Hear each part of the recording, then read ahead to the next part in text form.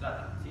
Es por eso que me gustaría profundizar un poquito acerca de estos conceptos, ¿sí? Que hoy en día son tan frecuentes y que todo el mundo los dice, pero que muchas veces no sabemos del todo con total certeza a qué nos referimos cuando los mencionamos. Es el caso del marketing y el marketing estratégico. Arranquemos con el marketing. Bueno, si deberíamos conceptualizar el concepto de marketing de alguna forma, a mí me gustaría hacerlo de la siguiente. Podemos definir el marketing como el conjunto de actividades que realiza una empresa por sí misma o a través de otra empresa para entregar y comunicar valor, ¿sí? Valor es un término que también está muy de moda últimamente. Todo el mundo nombra la palabra valor. De hecho, si nos ponemos a contar cuántas veces se nombró esta palabra en estas exposiciones, seguramente son varias. Y bueno, seguramente son varias. Y muchas veces hablamos de valor sin saber con total certeza a qué nos referimos. Sin lugar a dudas, la palabra valor se refiere a la capacidad que tiene un producto para generar beneficios para quien lo utiliza o para quien lo compra. Sin lugar a dudas, eso es el concepto de valor. Por ejemplo, si lo pasamos a un ejemplo práctico, ¿cuáles son los elementos de valor de un celular? Por decirlo de alguna forma. Son permitir satisfacer las necesidades de comunicación de quien lo utiliza, estar al contacto todo el tiempo, comunicarse y también dar ciertos estatus a quien lo posee, ¿sí? Es decir, que valor se puede transformar, se puede traducir como beneficios, ¿sí? Bueno, y me pareció bastante importante decir a qué nos referimos cuando hablamos de valor, porque ya que es un término que lo usamos todo el tiempo, para que se entienda a qué nos referimos cuando lo mencionamos. Entonces el marketing se ocupa de comunicar y entregar valor.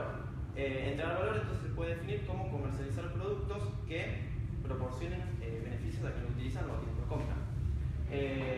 Muchas veces el marketing no solo se enfoca en desarrollar nuevos productos para agregar valor, sino que también muchas veces las empresas lo que hacen es agregar valor a los productos existentes, justamente para poder diferenciarse de la competencia en un contexto competitivo que va incrementando día a día. Así que yo acá les preparé un ejemplo donde podemos ver un caso de agregado de valor, que es el de Magistral. Magistral arrancó promoviendo un solo elemento de valor, que era el hecho de que el producto permitía remover con mayor facilidad la suciedad de la vajilla, ¿sí? Los directores de la compañía se dieron cuenta de que su privilegiada posición competitiva en el mercado se veía amenazada por el ingreso de nuevos competidores. Entonces lo que hicieron los tipos dijeron, bueno, a ver, tenemos una buena posición en el mercado que deseamos conservarla, pero el ingreso de nuevos competidores está justamente poniendo en riesgo esta posición. Entonces lo que dijeron es, bueno, vamos a añadir un nuevo elemento de valor a nuestro producto para diferenciarnos de la competencia, ¿sí? Bueno, esta estrategia dio muchos resultados hasta que los nuevos competidores y los que en ese momento ya están en el mercado tomaron este elemento de valor, se apropiaron de él, entonces generó la necesidad de que añadan un nuevo elemento de valor, como es el de protección y mercado de marcas. Hoy en día, Magistral comunica y proporciona estos tres elementos de valor para quienes utilizan los productos de la marca. Así que es un ejemplo de cómo las marcas recurren al marketing como herramienta para agregar valor con la intención de diferenciarse de la competencia. Excelente. Bueno, el marketing pone especial atención y mucho énfasis en la persecución de la fidelidad o la lealtad, que es básicamente esto de satisfacer al cliente, deleitarlo para que vuelva a comprarnos y vuelva a confiar en nosotros.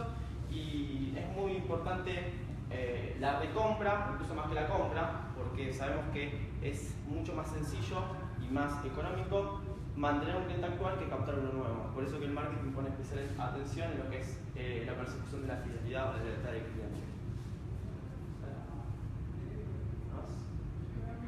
¿Qué es el marketing estratégico? Bueno, el marketing estratégico también es un tema o es un concepto que se utiliza a menudo y me gustaría profundizar un poquito acerca de a qué nos referimos cuando hablamos de marketing estratégico. Básicamente es la conjunción de dos grandes actividades, como es la evaluación / selección del mercado meta y la gerencia de marketing. Vamos a explicar un poquito la primera actividad que engloba al marketing estratégico, que es la de selección del mercado meta. Para seleccionar un mercado meta hay que evaluar un conjunto de segmentos, compararlos para después poder determinar con menor probabilidad de error cuál es el más apropiado para el producto que nosotros queremos colocar. Para analizar y comparar los distintos segmentos que potencialmente podríamos elegir como segmento meta, hay un análisis que se denomina el análisis de las 7 O, en el cual plantea que primero debemos determinar quiénes son los ocupantes del segmento, es decir, cuáles son las características demográficas y psicográficas del segmento evaluado, es decir, el sexo, la edad, la clase social, el nivel de estudio. También en cuanto a las características psicográficas, cuáles son sus características en cuanto a la personalidad y su estilo de vida, ¿por qué no? Este análisis plantea también analizar los objetos, es decir, plantea determinar cuáles son las categorías de producto que el segmento evaluado está consumiendo justamente para satisfacer la necesidad que el producto que nosotros queremos colocar satisface. Es decir, si nosotros queremos vender, no sé, aguas, ¿sí? ¿Cuáles son los productos que los miembros del segmento evaluado consumen para satisfacer la necesidad del servicio, por ejemplo? Después la tercera a evaluar es la de objetivos. ¿Cuáles son las razones, ¿sí?, que hacen o que impulsan al miembro del segmento evaluado a adquirir los objetos anteriormente mencionados? Razones primarias, secundarias, funcionales, superfuncionales, todas las razones que mueven al cliente a adquirir los objetos. Con respecto a las ocasiones, se refiere a las ocasiones de compra, en qué momento del mes, del año, incluso del día, los consumidores compran y utilizan el producto para satisfacer su necesidad. Con respecto a los outlets, lo que se determina básicamente es cuáles son los puntos de venta en los cuales los miembros del segmento evaluado desean, o al menos esperarían, encontrar los objetos anteriormente descritos. La sexta O es la de organización, que en mi opinión es la más importante a la hora de evaluar un segmento, que se refiere al grado de apertura o de permeabilidad que tienen los miembros del segmento con respecto a las innovaciones dentro de los productos actuales o al ingreso de nuevos productos dentro de la categoría. Y bueno, después en la última O es la de oposición, en donde lo que debemos analizar básicamente es cuáles son aquellas marcas que actualmente están sirviendo a los miembros del segmento evaluado, en este caso. Es un poco un análisis que hay que hacer para cada uno de los segmentos evaluados para después poder determinar cuál es el que tiene las características, por decirlo de alguna forma, más propicias para el producto que nosotros queremos colocar. Una vez analizado cada los distintos segmentos y seleccionado uno de ellos, podemos pasar a la siguiente actividad, que es la de gerencia de marketing. Bueno, esta actividad consiste básicamente en desarrollar un mix de marketing propicio o adecuado para el segmento meta elegido. Es decir, se debe desarrollar una estrategia de producto, una de precio, una de plaza y una de promoción. Con respecto al producto, bueno, básicamente hay que desarrollar o terminar de delinear algunas características físicas del producto, como por ejemplo el formato, el tamaño, la duración, la presentación y otros aspectos para terminar de adaptarlo al segmento meta elegido. Con respecto al precio, bueno, ¿a qué precio vamos a tenemos el producto? ¿A qué precio lo vamos a vender? ¿Qué condiciones de financiación le vamos a ofrecer al cliente? Muchas veces un precio puede ser o no bueno, puede funcionar o no, dependiendo de las condiciones de financiación que lo acompañan. Es muy importante tener en cuenta esto. Con respecto a la plaza, hay que determinar en qué puntos de venta vamos a colocar al producto para acercarnos a los clientes. Y con respecto a la promoción, lo que debemos hacer es desarrollar una estrategia integral de comunicación, tanto detallando lo que son las acciones promocionales como las acciones publicitarias.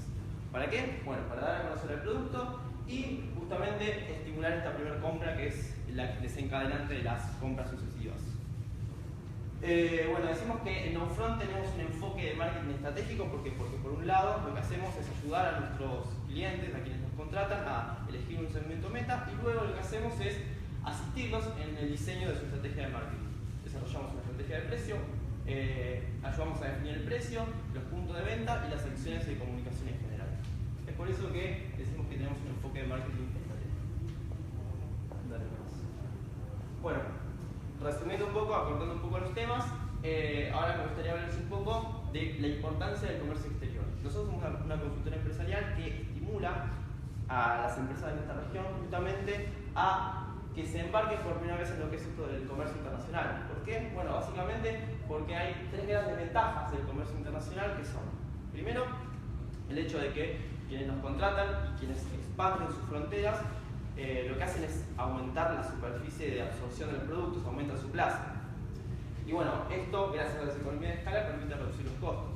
Y por ejemplo, vamos al gráfico de costos que nos enseñaron en economía.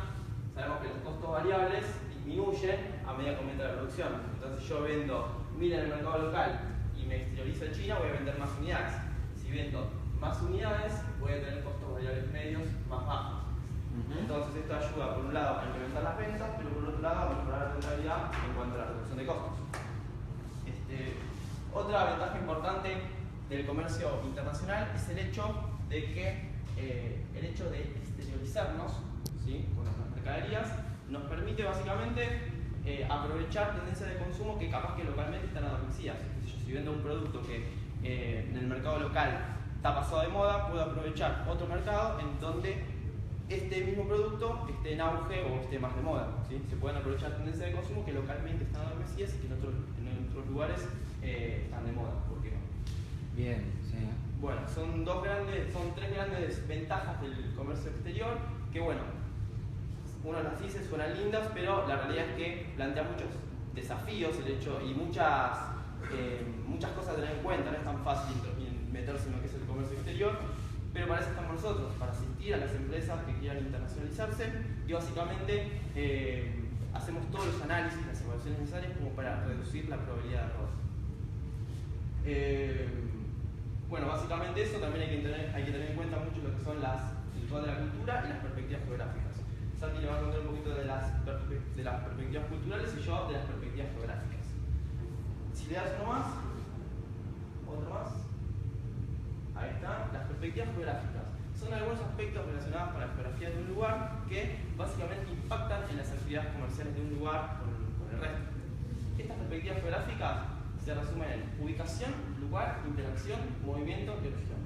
Fíjense que es la apertura de lo que Jim Marquardt llama como distancias geográficas, en que se repiten los temas. Con respecto a la ubicación, bueno, cuando hablamos de ubicación, ¿de qué hablamos?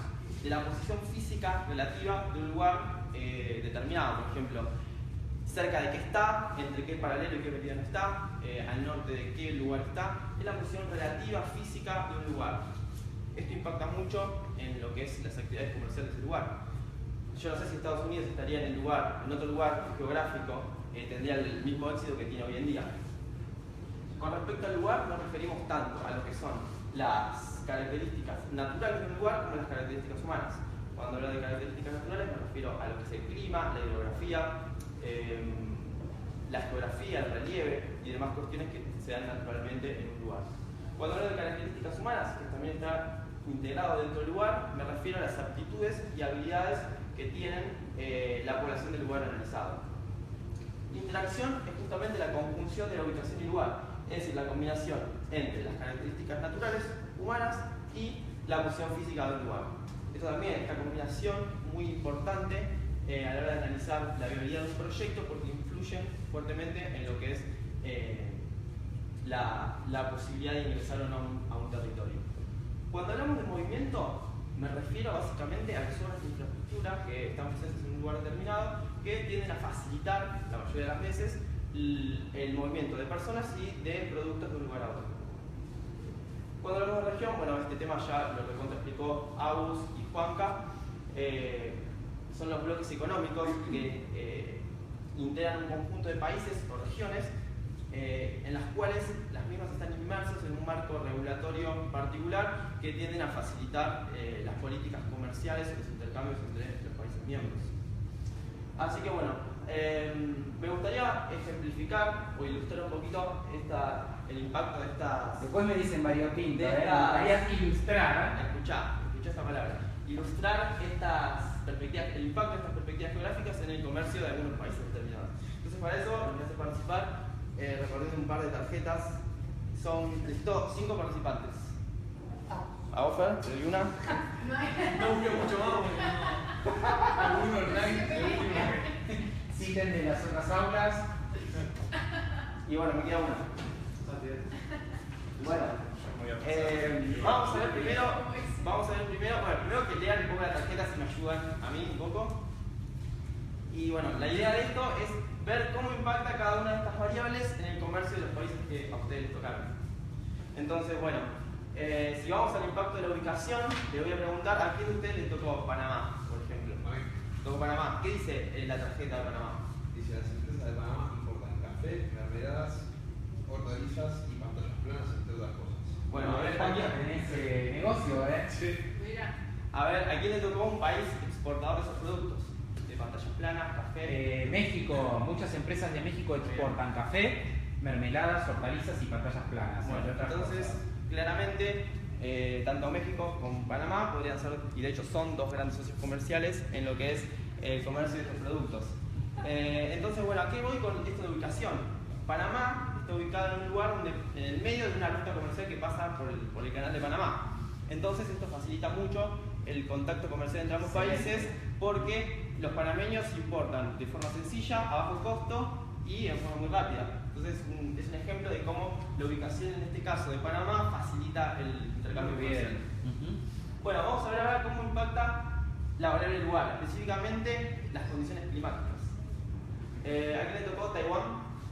Acá estamos. ¿Qué dice Argentina? Principal exportador mundial de indumentaria, ya que muchas empresas de este sector tienen sus fábricas en este país. Perfecto. Es cierto, muchas veces las empresas de indumentaria, principalmente las de capitales norteamericanas, lo que hacen es instalar sus fábricas en Taiwán justamente porque se atraen por las condiciones laborales que son muy de bajo costo en Taiwán. Entonces las empresas ponen sus fábricas en Taiwán y fabrican los productos y una vez el producto terminado lo exportan a todo el mundo.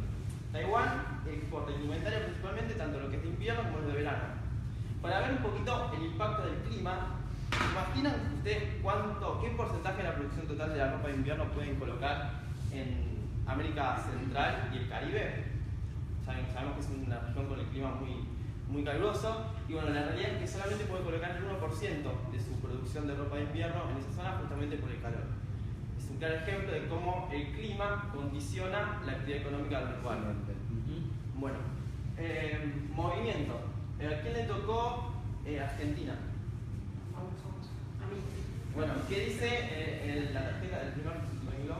Dice que muchas empresas argentinas importan productos agroquímicos, importa autos para satisfacer la demanda interna. Bueno, ¿y a quién le tocó un país que exporta productos agroquímicos? A mí, Brasil. Perfecto. Dicen Entonces, que es uno de los principales. Es uno de los principales exportadores de agroquímicos. Entonces, Brasil y Argentina podrían ser, y de hecho son, dos socios comerciales importantes en lo que es el comercio de agroquímicos. Bueno, ¿cómo impacta esto del movimiento, esto de la infraestructura? Las empresas de la zona sur de la región pampeana tienen cerca un puerto que es el puerto de Bahía Blanca, entonces pueden importar agroquímicos de Brasil a bajo costo y en forma sencilla. ¿Por qué? Porque pueden utilizar las instalaciones del puerto, que es uno de los puertos más importantes que tenemos en nuestro país. Entonces vemos cómo en este caso la infraestructura de Bahía Blanca facilita la relación comercial de ambos, de ambos países. Y con respecto a la región, bueno, es un poco lo que veníamos hablando antes, el impacto de los bloques económicos en las políticas comerciales. El segundo renglón decía algo de... Importa autos para satisfacer. Importa autos. A vos, Vale, te tocó que Brasil también es un gran exportador de autos y podemos ver cómo ambos países, tanto Argentina como Brasil, forman parte del Mercosur. Entonces, como ambos forman parte del Mercosur, ambos están condicionados por políticas comerciales que le dan mayor fluidez al intercambio comercial entre ambos países y facilita entonces lo que es el intercambio entre ambos países. Y bueno, es un ejemplo de cómo impacta en este caso la barrera de región positivamente en las relaciones comerciales de los países. Así que bueno, esto es un poco para la palabra de Gustavo Fer, ilustrar el impacto de las barreras geográficas en el comercio internacional. Y bueno, ahora les dejo con Juan para que continúe un poco con lo que es la presentación. ¿Qué tal? Buenas tardes. Vamos a hablar un poco de dimensiones históricas. Bueno, el tema, ¿para qué sirve saber un poco de las dimensiones históricas que pasaron? El tema es que en el comercio exterior los ciclos se suelen repetir. Uno de los principales del comercio internacional fue el Imperio Romano. El Imperio Romano era un imperio muy fuerte, el cual sus aliados, que eran los pueblos cercanos al Imperio de Roma, se aliaban a Roma porque las rutas eran más seguras, lo que hacía abarataba los costos de traslado de los fletes. Entonces por eso los pueblos y las ciudades cercanas se unían al Imperio Romano para hacer su actividad económica, que es un poco lo que pasa hoy con el Mercosur y las organizaciones internacionales, que se unen para abaratar costos, o sea, para liberación de productos, baja de aranceles, beneficios a nivel impositivo o barreras arancelarias. ¿Qué hacía el imperio para el comercio? Tenía una moneda única y existía la paz romana, que era la libre circulación, una moneda única, podemos hacer un paralelo con con lo que es la Unión Europea. La Unión Europea tiene una única moneda. Vos le vendés a España, le vendés a Alemania, pagás con la misma moneda. Eso favorece las complicaciones con el tipo de cambio, que también es uno de los problemas que tenemos que ver, y también la balanza de pagos, ya que no tenemos diferencia entre importaciones y exportaciones, que no es un tema menor para nada, al contrario. La balanza de pagos es fundamental en el comercio exterior, porque después trae problemas en las importaciones y las exportaciones, en la fuga de capitales, si no hay que pagarlo con deuda, moneda exterior, que después trae sus problemas, también por la tasa, y si no con activos que ya hemos acumulado anteriormente. Entonces lo que estamos haciendo fue una fuga de capital, y a largo plazo es insostenible. Eso es un tema importante que tenemos que ver. ¿Por qué los pueblos se unieron al Imperio Romano? Ya lo vimos, por beneficios en la baja de costos. ¿Y por qué se fueron? Porque perdieron los beneficios. Que es, volviendo a la realidad, lo mismo que pasa con Inglaterra. ¿Por qué se fueron? Porque ellos piensan, desde su punto de vista, que no tienen una ventaja competitiva estando ahora en la Unión Europea. Entonces, como que parezca raro hablar del Imperio Romano, como que a qué viene en este momento, se repite la historia.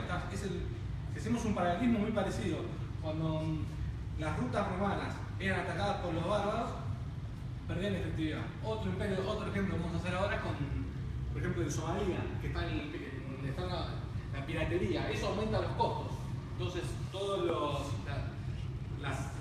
países que intervienen en esa zona y que comercian en esa zona tratan de protegerla de la piratería, porque eso aumenta los costos y no tiene que dar toda la vuelta y genera un impacto muy fuerte en los costos. Bueno, las importaciones y las exportaciones. Los países están alejados al Imperio Romano, le mataban especies y también la subventaja competitiva, los productos con los que ellos eran fuertes.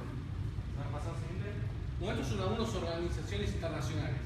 Más allá de comentar lo que ahora vamos a contar uno por otro, lo que tenemos que entender que son como una ventaja competitiva para un mercado y son una barrera de negocio. Eso es lo más importante. Bien. Porque depende de dónde estés parado, y depende a quién le vendés, es una ventaja o una barrera competitiva. Y qué producto sea, qué país sos, qué producto vendés y a quién vas. Eso es lo más importante. Bueno, después podemos hacer unas menciones de cómo se fundaron. Hay otro dato interesante que hace esa la paz mundial, es que la mayoría de estos organismos, por lo menos los primeros tres, nacieron después de la Segunda Guerra Mundial. Porque la Organización Mundial nació con la GATT, El GATT, Acuerdo General de Aranceles y Comercios. Claro, que una tuvo dos medidas muy grandes que después se fueron modificando.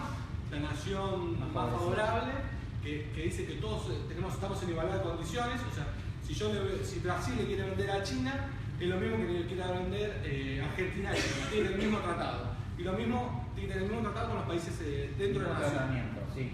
Bueno, y tuvo otra medida que fue muy exitosa, la liberación de 500.000 productos, de 50.000 productos, que eran 2/3 del mercado total. Pero bueno, después se fue modificando. Uno de los problemas que tuvo el GATT es que no estaba regulado, ni la industria agrícola ni la industria de servicios, la cual la Organización Mundial la retoma, por no menos en un principio, aunque sea en forma escasa, pero la aborda. Y el GATT, para darle un cierre al GATT, terminó en 1995 juntándose con la Organización Mundial del Trabajo, la Organización Mundial de Comercio.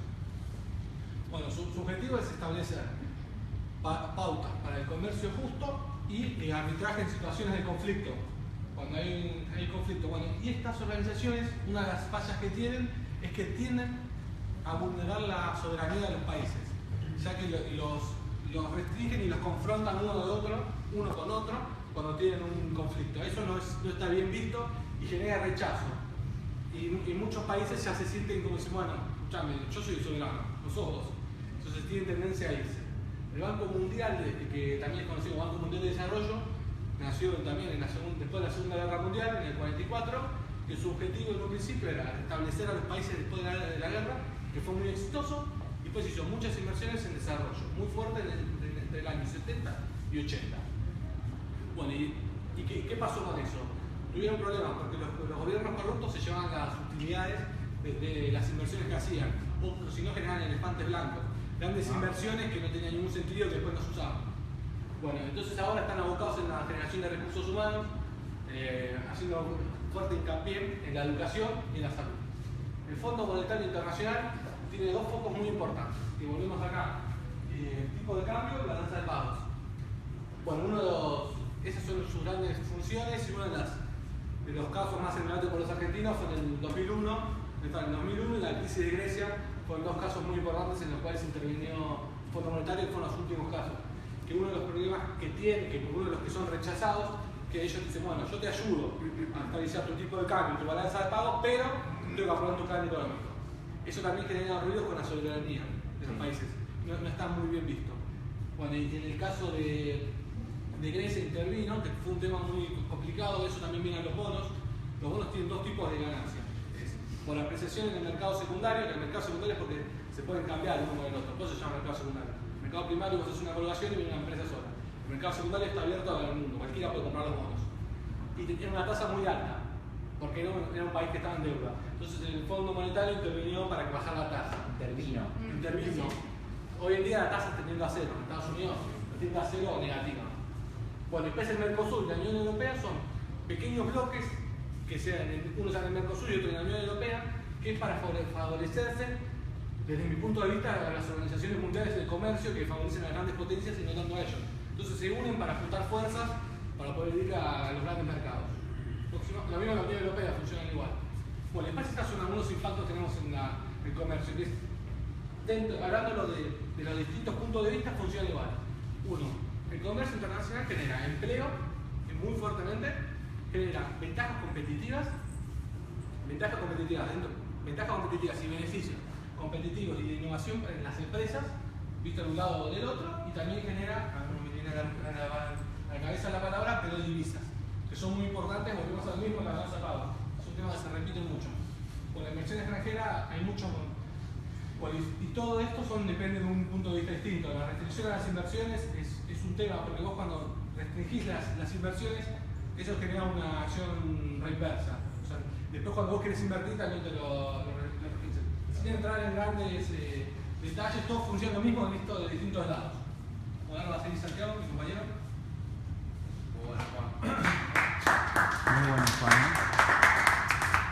Dar una vuelta bien. Bueno, ¿cómo están? Mi nombre es Santiago Trotle Hassan. Yo, para concluir esta exposición, vamos a explicar el rol de la cultura. Primero vamos a empezar con qué es la cultura. Si bien hay muchas definiciones que son más de lo filosófico... ¿De qué lado te vas a parar, Santi? Porque si no, no te engancho. Ah, bueno, y bueno. ¿Te vas a quedar ahí? Ahí está bien, dale. Bueno.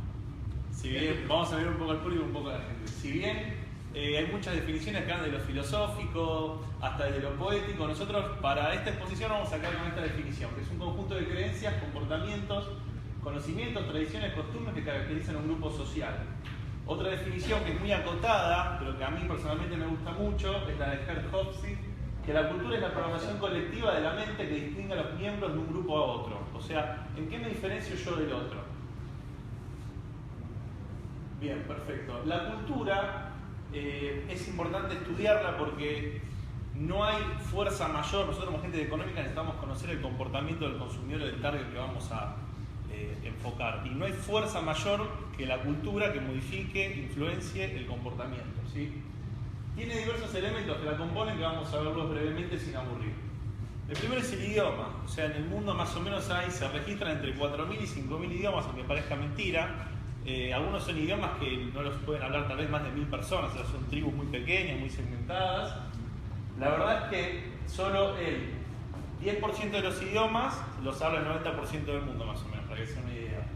Los idiomas más hablados son el chino mandarín, el inglés, el hindú, el español y el ruso, acá tienen las cifras, ¿sí?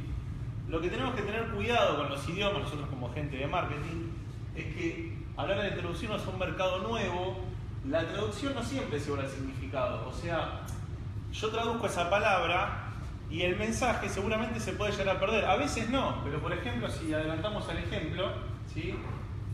Este eslogan de Adidas que dice all in or nothing, si lo traducimos sería todo adentro, nada, y perdemos un poco de significado en el español. Por eso también es un eslogan que no pegó mucho, porque all in, lo que se refiere en la lengua inglesa, es una expresión que viene de un juego de azar que es el póker, ¿sí? Que quiere decir jugárselo todo. O sea, esto quiere decir apostar todo, dar todo de vos o nada. Entonces tenemos que tener cuidado porque lo que hay que transcribir no son las palabras, es el mensaje cuando queremos penetrar otro mercado internacional.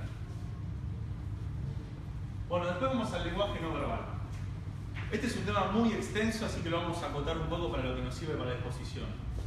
Básicamente, la definición está más que clara. Es todo lo que tiene que ver con lo que no sean palabras. La forma en que me paro, los gestos que hago, tal vez qué distancias hay entre nosotros. Y hay que tener en cuenta a la hora de negociar y querer penetrar nuevos mercados, mínimamente estos 5 ítems. Uno es el tiempo. Yo cuando voy a una reunión, por ejemplo, de trabajo, ustedes vayan a una reunión de trabajo, en algunas culturas se acostumbra tal vez estar una hora charlando sobre la vida, sobre las cosas, entrar un poco más en contacto, y en otras son más directas, tal vez van más a los bifes, por decirlo de una forma. O sea, agarran y a los 5 minutos dicen, bueno, listo, ya nos presentamos, charlamos un poquito, vamos a hablar de negocios. En otras eso puede resultar ofensivo, tal vez en las que son más orientales. Es como que no te estoy conociendo, primero mostrame quién sos y yo después vamos a ver si hacemos negocios. La otra es el espacio, que un dato de color, la ciencia que estudia esto dentro del lenguaje no verbal, es la proxémica, o sea, ¿qué distancia mantengo yo con otra persona? Vos tal vez saliendo de otra cultura lo saludás así como un abrazo y medio que viste se asusta un poquito porque son más distantes. Por lo general los países fríos se saludan con la mano a distancia y acá nosotros los latinoamericanos somos más damos un beso, un abrazo. Es distinta la distancia que tomamos. Esto también habla de la comunicación. El lenguaje corporal incluye todos los gestos, la forma en que yo puedo mirar a la persona, qué posición tengo cuando estoy sentado, puedo estar relajado, tranquilo, como atacándolo. Todo esto habla mucho de la persona y a la hora de hacer negocios es clave. Después los patrones de amistad es un poco lo que habíamos hablado antes, o sea, cuánto tengo que interiorizar yo con la persona, ¿sí?, antes de proponer hacer negocios o cerrar un negocio. Y las posesiones materiales se refieren a que dentro de la cultura tenemos cosas materiales que nos representan. Esto hay que tenerlo en cuenta, primero para penetrar un mercado es clave, o sea, si queremos poner un producto que yo sé que no se va a utilizar por un tema cultural, es muy difícil, porque primero tengo que atacar la cultura, y es muy difícil atacar la cultura. ¿Por qué? Porque la cultura es difícil de modificar, se aprende, se transmite y se enseña, y la gente por lo general no la cambia, porque es la forma correcta que tiene de hacer las cosas, y bueno, si estoy vivo hasta ahora haciendo esto, ¿por qué lo voy a cambiar? Hay que tenerlo en cuenta también en los temas de realizar un obsequio. Un error que se comete mucho, ¿sí?, es que, por ejemplo, yo voy a Nahuel, ¿no? Yo soy chino, Nahuel es argentino, y yo agarro y le doy un vino y un choripán, por ejemplo. Estoy cansado. Exactamente, queriendo darle algo que yo presupongo que es de su cultura. Y es como que yo le estoy definiendo a él lo que es, y encima puede tomar como que lo estoy estereotipizando, digamos, ¿sí? Entonces seguramente sea mejor que yo le regale algo de mi cultura y le diga, mira, Nahuel, esto es de mi cultura, es esto, está hace miles de años, esto es un poco de lo que yo soy. O sea, te estás exteriorizando con la otra persona. Vamos a seguir, la religión. Bueno, este es un tema muy amplio. La religión, en realidad, hay que aceptarla siempre que estamos con otro tipo de cliente, con una cultura distinta. La religión no se discute, o sea, esa frase de que la religión no se discute es cierta. La religión se acepta, ¿sí?, se respeta lo que piensa el otro. Básicamente hay religiones que son que tienen más adeptos en el mundo, pero todas tienen algo en común, que es la razón de ser, y todas creen que existe un poder sobrenatural o más alto encima de uno, ¿sí? Si hacemos zoom en el mapa, acá no sé si llegan a apreciar, en el mapa tenemos por los colores, ¿se llega a leer acá más o menos? Sí. Bueno, las religiones que tienen más adeptos en el mundo. Dentro del cristianismo tenemos el catolicismo, los protestantes, los ortodoxos.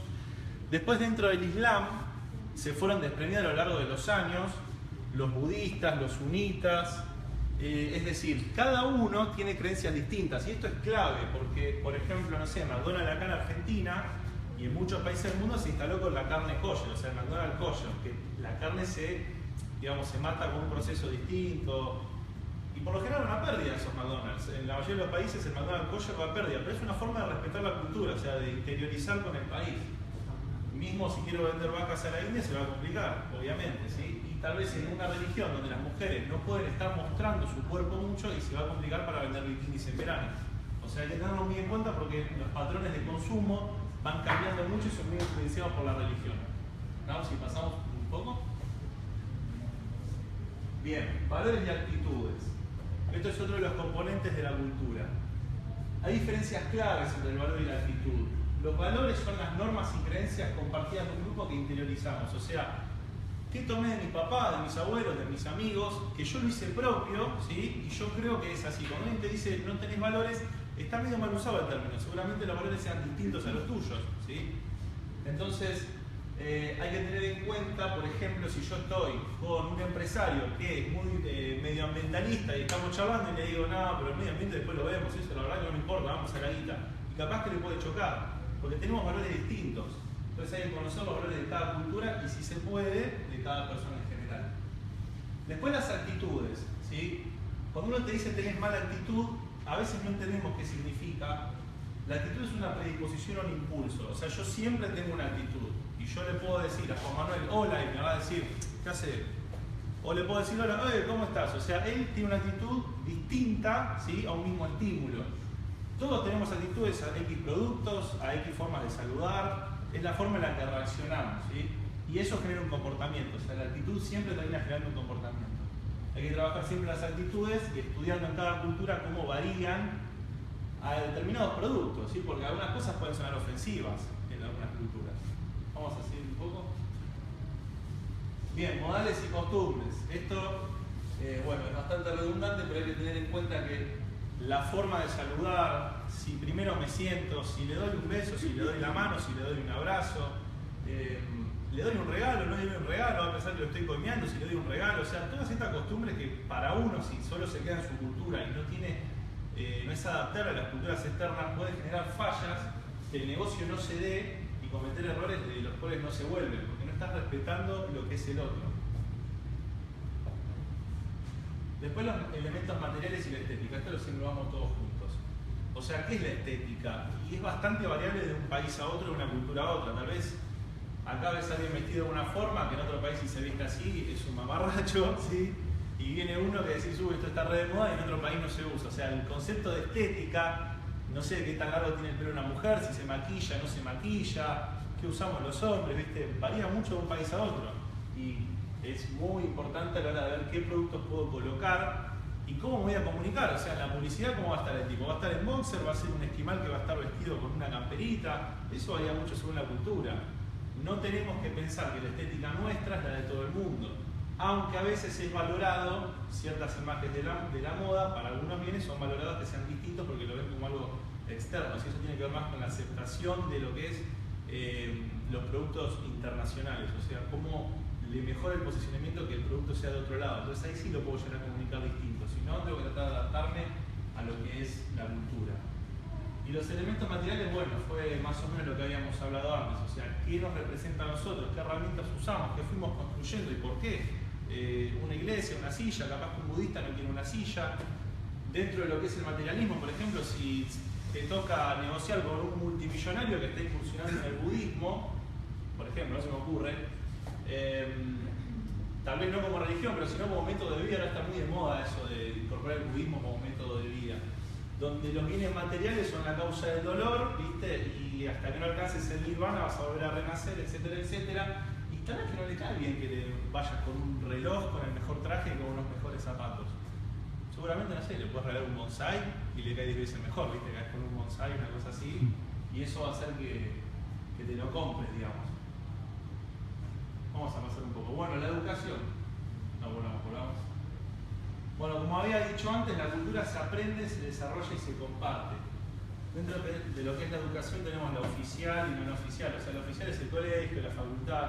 La no oficial es donde más se aprende, que es la familia, los amigos, ¿sí? No es donde más se aprende, aprendemos cosas distintas. Pero bueno, a la hora, por ejemplo, de como dijo Juan Carlos, de llevar mi empresa a otro lugar, yo tengo que ver, si quiero conseguir fuerza laboral, qué nivel de educación tienen, por ejemplo. O mismo, no sé, si quiero agarrar y vender en un pueblo de África donde no saben leer un programa de gestión de ventas y se me va a complicar. O sea, primero tengo que ver más o menos qué nivel de educación tiene la gente, tanto como para tomar trabajadores como para ofrecer mi producto. Grupos sociales. Bueno, los grupos sociales es otro elemento de la cultura, ¿sí? Se distinguen dos grupos. Está lo que se llama grupo de referencia y grupo de pertenencia. Un grupo de pertenencia sencillamente es eso, es un grupo al cual yo pertenezco. Tal vez no me siento identificado, puede que sí, en ese caso es un grupo de referencia, pero es un grupo al que pertenezco. El grupo de referencia es un grupo al que yo no solo pertenezco, sino que adopté las costumbres, las actitudes, los hábitos que tiene. Y puede ser que pertenezca o no, o sea, puede ser que yo quiera parecerme a tal grupo, entonces empiezo a vestirme como ellos, a hablar como ellos, a consumir los mismos bienes. Entonces el grupo de referencia hay que tenerlo muy en cuenta porque influye mucho en lo que son los patrones de consumo de la gente. Sí, seguimos. Bueno, ahora vamos con la ventaja de la flexibilidad cultural, que bueno, vamos a explicar. La flexibilidad cultural es adaptarse a la cultura de otro país. O sea, yo voy a insertarme en tal país, yo como empresa o mi producto, y me tengo que adaptar a lo que es la cultura, hacer un análisis previo. Dentro de las fuentes del conocimiento cultural tenemos la información objetiva y de hechos, o sea, lo que yo puedo leer en un libro, lo que me pueden contar, y la información de experiencia, que es decir, bueno, voy a ese país, viví. Obviamente nada le va a ganar nunca la información de experiencia, o sea, vos nunca vas a conocer una cultura como si vas a ese país y te instalás un mes, dos, por más que te cuenten, por más que leas libros, por más que estudies el idioma. Si vos vas y te instalás y ves todo con tus ojos y lo vivenciás, cómo es que la gente piensa, qué comen, cómo hablan, las costumbres, vas a aprender mucho más de la cultura que en los libros, ¿sí? Por ejemplo, no sé. Bueno, acá estamos con el tema del análisis cultural y el cross cultural, que esto lo habíamos visto, las dimensiones culturales. O sea, un cross cultural es cuando yo tomo distintas métricas de la cultura y digo, bueno, a ver, quiero comparar Argentina con Brasil. Y ahí nos ponemos con el tema de las dimensiones culturales, o sea, qué país es más individualista, qué país, por ejemplo, es más colectivista, cuál tiene más orientación a largo plazo, cuál tiene más incertidumbre. Vamos evaluando distintas métricas, ¿sí? Cruzamos las culturas para ver qué tan posible es que pueda vender mis productos o no. Vamos a avanzar a la siguiente. Bueno, la cultura y el marketing. Con esto vamos a terminar la presentación y hay que tenerlo muy en cuenta y llevárselo para pensar. Siempre que me voy a otro lugar, tengo que adoptar la cultura local, como dijo Juan Carlos, creo. O sea, yo no puedo ir y, como bien dijo Juan Carlos, entrar, sacar la plata e irme. La gente no tiene que ver eso. Si yo voy a un país y me voy a insertar, me tengo que insertar en su cultura, tanto desde lo lingüístico, lo verbal, los mismos productos que vendo, ¿sí? E integrarme en la sociedad como empresa, porque las empresas al fin y al cabo son personas, o sea, las empresas están manejadas por personas y los tratos siempre son entre personas. Por eso tenemos que construir relaciones y, si es posible, contratar empleados locales. Primero porque toda empresa que vos te vas a insertar en un país, todo el mundo quiere que contrates empleados locales, o sea, que generes trabajo, ¿no? El mensaje no vas a venir acá a vender tu producto, llevarte la plata y no generar empleo, ¿sí?